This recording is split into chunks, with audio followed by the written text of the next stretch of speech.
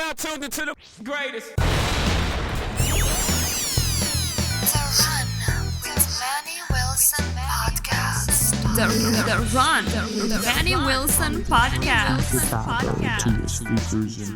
The best sports podcast there is. Yes, sir. What's up, everybody? Welcome back to The Run with me, Manny Wilson. All the way from Detroit to Chicago to your speakers and headphones.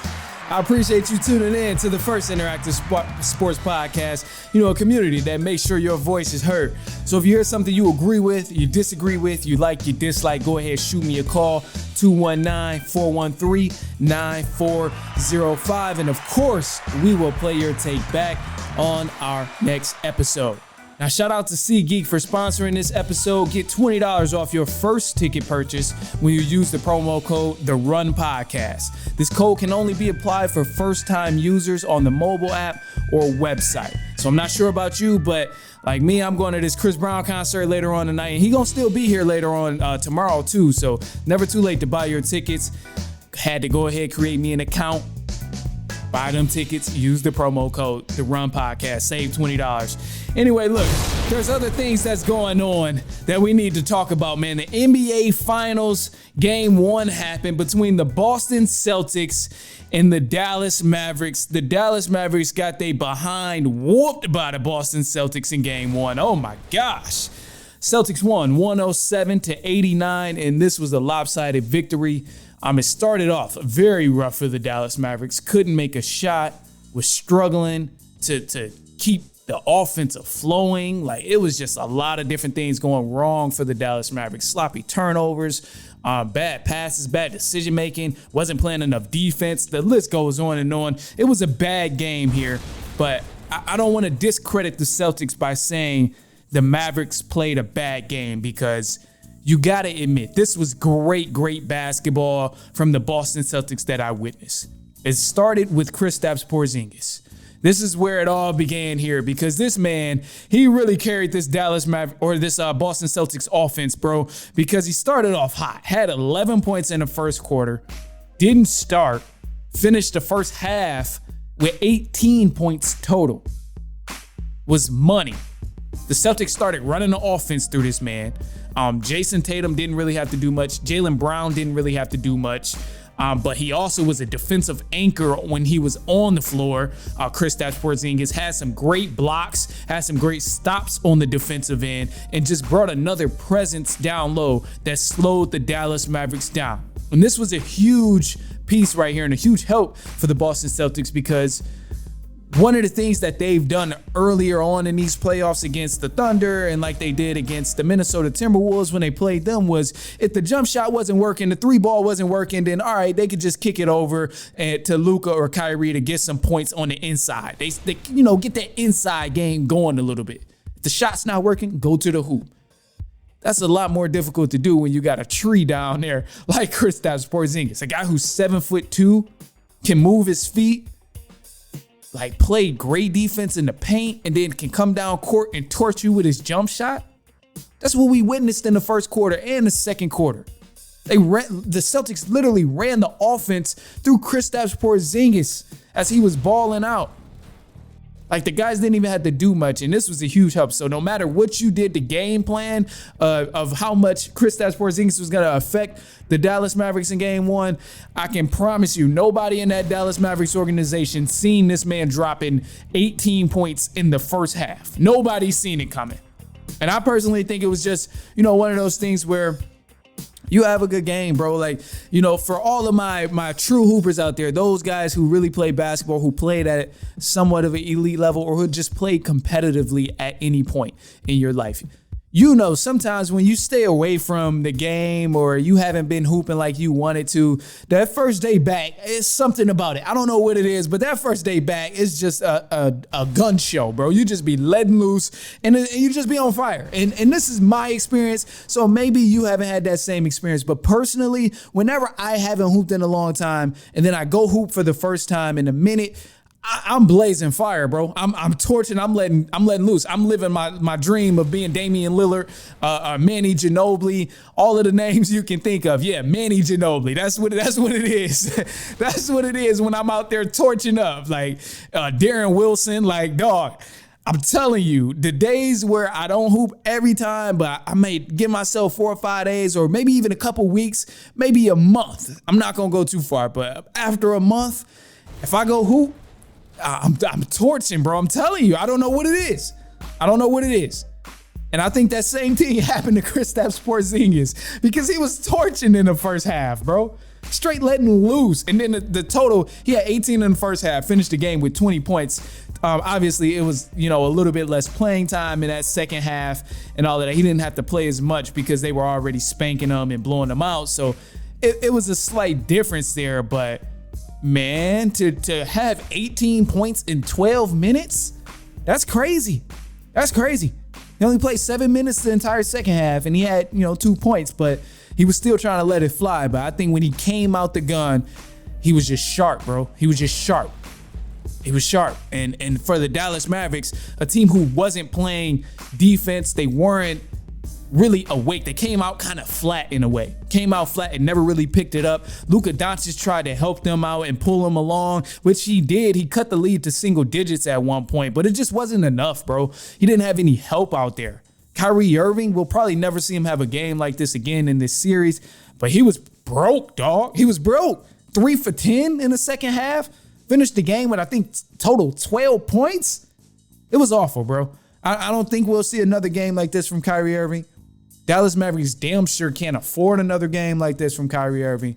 But Luka was out there by himself, carrying the team on one knee, doing everything he could to keep his team afloat, especially in his second half, because that's when he started to show up big, had 13 points that entire second half, but it just wasn't enough because nobody else was there to help him out. The shooters that's usually around, PJ Washington, couldn't make a shot. Derrick Jones Jr. couldn't make a shot, was 2 for 9 for the entire game. But Mavs was just broke, bro. It was one of those games for them where they couldn't knock things down. They couldn't get things to fall. But ultimately, the Celtics had the complete opposite at one point for one player. And that's what really set them apart early on in the stage of making sure they got out early and got ahead. So that was a huge help for the Celtics. I think game 2 is going to be a little bit different, though.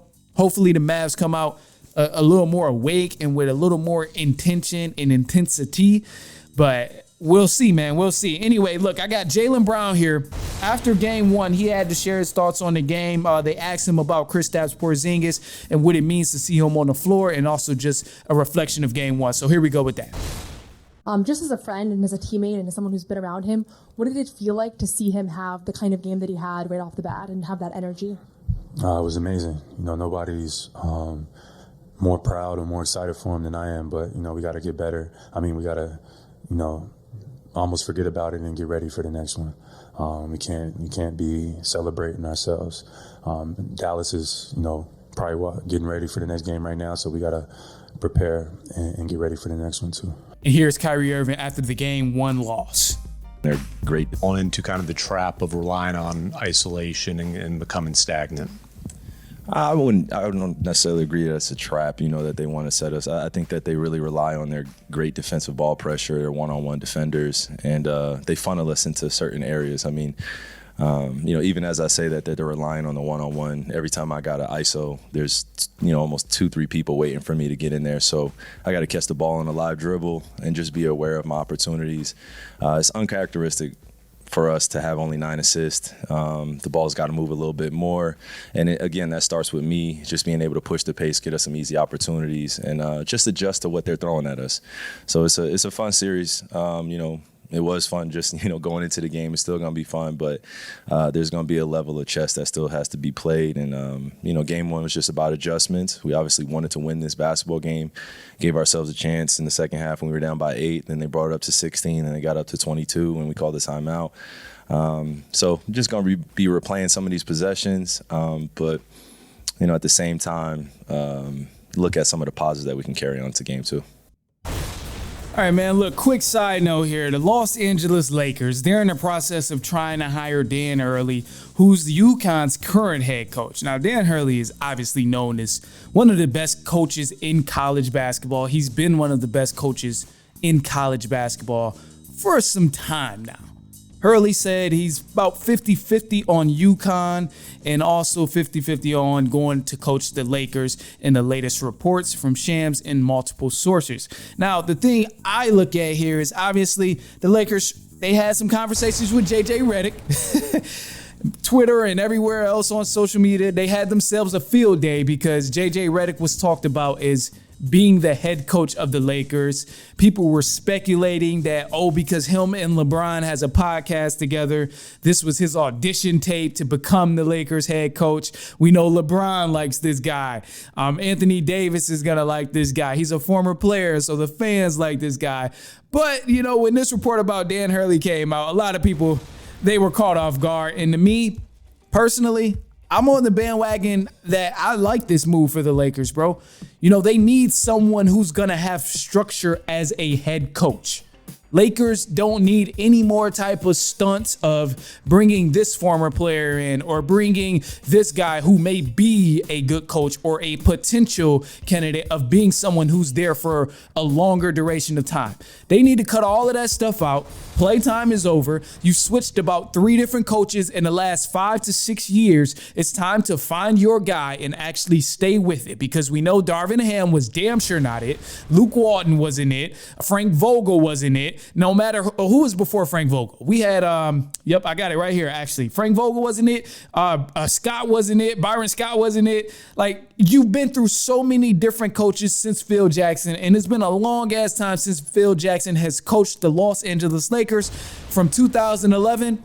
So Lakers, hey, if y'all really the team y'all say y'all are, you got to get it together. You got to get it together. Find your guy and allow him to restructure the entire Lakers organization. Because right now, they're just unorganized. They don't really have a lot of structure for the team that's living up to the standard of what the Lakers culture really mean, if that makes any sense. And to explain that a little bit more, obviously, Lakers are about hanging banners. They're about winning championships. Frank Vogel won a championship, but they let him go just because he had a couple rough years after that. Personally, on that, I'm like, hey, you should have gave the guy a little bit more leeway. He did win you a championship, so who knows what else he could have done if you put the right pieces around him. Darvin Ham, to me, didn't have a fair shot because of the pieces that he had to work with. You give a guy Russell Westbrook, Patrick Beverly, D'Angelo Russell. Like, come on, man. The mixture is just bad. It's a bad mixture. I ain't even going to go down the list, but, it's a bad mixture. And if you have a head coach that's not afraid of going to the front office and telling you, look, this guy right here, number 14, he's not going to work. We got to get rid of him. It's not the way I want to run my team. He doesn't listen. He's just not a good effort guy. We need to get rid of him. A coach that's really, really going to construct this team and really going to have this team in order. And I think Dan Hurley is that guy, because this team has been dysfunctional for some time. Since even when Frank Vogel was there, they were still slightly dysfunctional. You just had great players on the team of Bron and Rondo, high IQ guys on that team.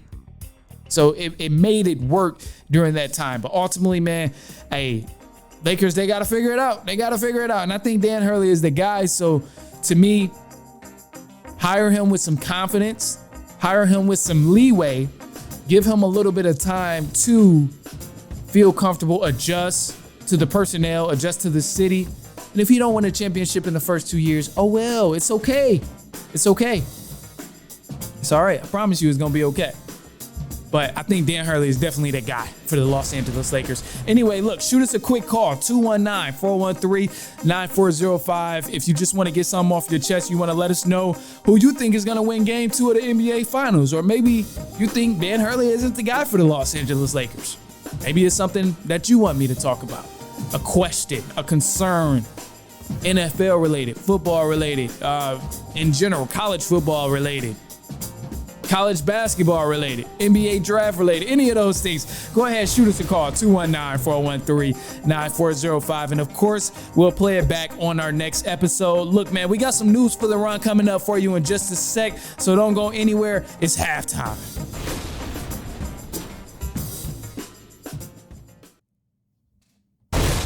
All right, man, let's get into it. News for the run. The San Francisco 49ers, Christian McCaffrey, received a 2-year extension for $19 million per year.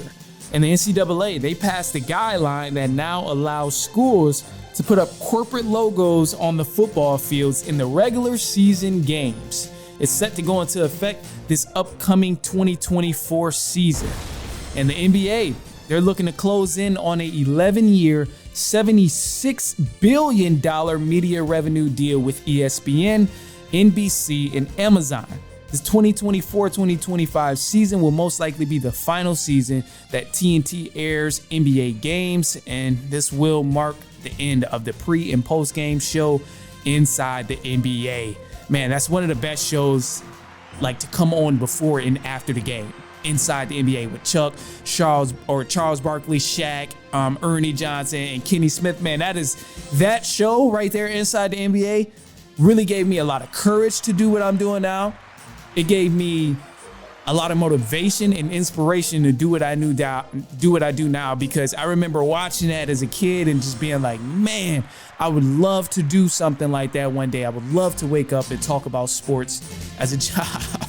So there's been multiple rumors that TNT, Turner Sports, will most likely stay with the NBA, and the inside of the NBA can possibly stay around, but those are just solely rumors.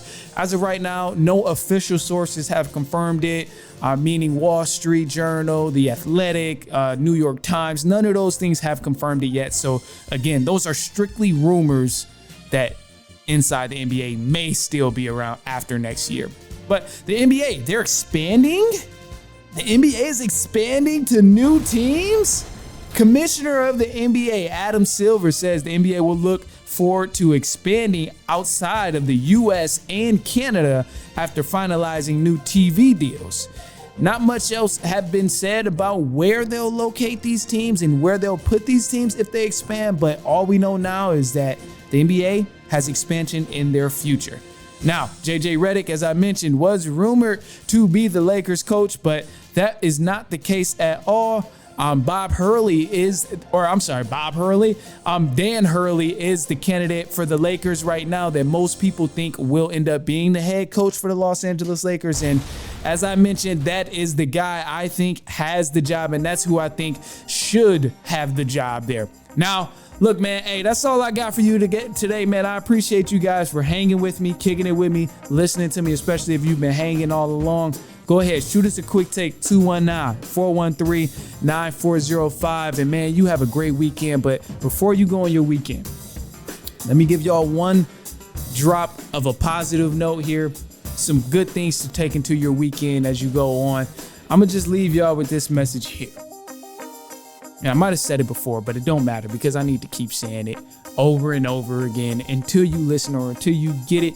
I'm going to just go back to saying, make sure whatever you do, believe in yourself, because nobody else is going to believe in you. And I know it sounds cliche, but you got to start somewhere. And if you don't believe in yourself, nobody else is going to see that spark within you of how much you really believe in yourself. So no matter what you're trying to put your mind to, no matter what you're getting to, whether it's a sport you're trying to be the best at, whether you're trying to be a computer scientist, whatever the case is, a music artist, all of the above, anything you do, just make sure you believe in yourself and don't give up. Believe in yourself that you can do it, and just know if anybody else was able to achieve that high level of success in that industry, why can't you do it? And damn the circumstances, damn all the simple excuses. Oh, I don't have money right now. I don't have the time. Right? Why can't you do? Why can't you just start little and make those smaller steps toward it? Just start little. That's it. Just start small. Whatever it is you want to do, don't think about, oh, the journey's going to take so long, it's going to take forever. No, believe in yourself and just take the little baby steps to get you where you want to go. Just take the small steps to do it. And eventually you'll be able to look back and be like, damn, I done there's a big gap of where I was to where I am now. So, you know, I'll leave y'all with that. Take that advice however you want to, but definitely, man, enjoy the weekend, especially if you're in an area where it's sunny and the sun is out, bro. Just be happy and enjoy that. But I'm gonna leave y'all because I gotta get ready for this concert. All right, man, look, I'll be back later on next week, and so on and so on and so on.